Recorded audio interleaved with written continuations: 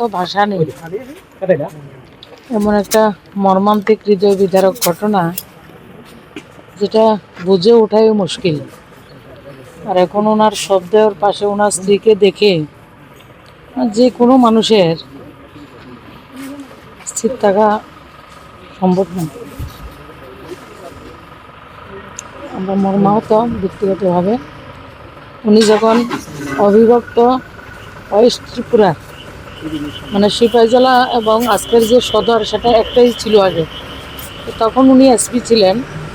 অনেক সময় ওনার থেকে অনেক সহযোগিতা আমি তৎকালীন সময় পেয়েছি এবং একটা সময় উগ্রমতী সমস্যা ছিল। আমার খেয়াল আছে আমার দিকে তো ইন্দুরিয়াতে একটা ঘটনা হয়েছিল 2000-এর দিকে। তখন উনি প্রায় 10-12 ঘন্টা আমরা একসঙ্গে ছিলাম। আমার পাবলিকের যে কাজটা উনি চাইতেন উনি দিতেন এবং একটা সবাই তো বলছেন দেখলাম আপনাদের মাধ্যমে একটা এমন অফিসার বলার ভাষা নেই। ওনার পরিবারের কে ভগবান শক্তি দোক, ওনার যারা আত্মীয় পরিজন শুভানুদ্ধি রয়েছেন সবাইকে যাতে ভগবান শক্তি দেন এই যে কষ্টের মুহূর্ত সেটা থেকে উত্তরণের জন্য, এবং ওনার আত্মার সদ্গতি কামনা করি, সেটাই আর কি। যেহেতু আপনি প্রথম থেকে অনেক আগে থেকে আজকে এই মানবতার মৃত্যুটা আপনারা কতটুকু? দেখুন, আমাকে দেখে বুঝতে পারছেন আমি ছিলাম না আগরতলা, আমি ছিলাম সোনামুড়ার দিকটাতে। শুনেছি তখন বিশ্বাস হয়নি তো এমন ঘটনা ঘটতে পারে। সবাই অ্যাক্সিডেন্ট, নিশ্চয়ই এটা তদন্ত হবে।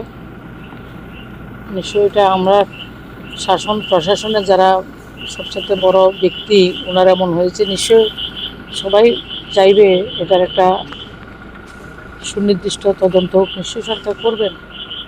দিদি, আপনি বলছেন দলনেতা এবং মানিক সরকার প্রাক্তন মুখ্যমন্ত্রী একটা অভিযোগ করেছেন যে রাজ্যে প্রশাসনিক স্তরে যারা কাজ করছেন তারা আত্মসম্মানের সঙ্গে কাজ করতে পারছেন না, যার ফলস্বরূপ আজকের এই ঘটনা।